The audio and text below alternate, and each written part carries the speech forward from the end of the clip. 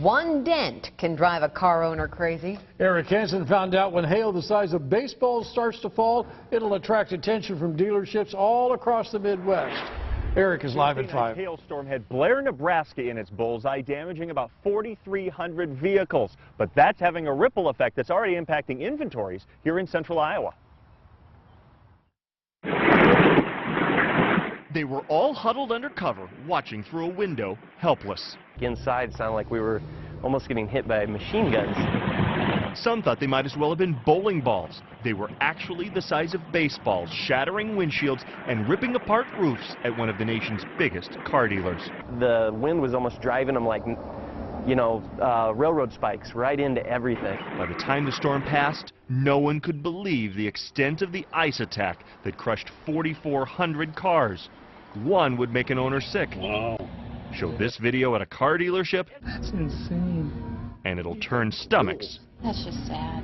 And make them cringe at the thought. That windshield is just destroyed. I mean, it looks like it got hit by a deer or something. When you get to that severe damage, that's a difficult thing to deal with. Park 300 cars under Iowa's clouds long enough, and one of them will drop a little hail, which is why the owner of Ames Ford says insurance isn't optional. Yeah, you have to have the coverage. The amount of loss is too great to roll the dice. Most are insured through their parent company like Ford or Chevy. That'll cover small dents, but here, bumper to bumper was bashed. Yeah, when you start adding it up, you're replacing this piece and the fenders and the doors, and then painting them, and then putting it all back together, and then disclosing all that to the consumer. So some will just be used for parts.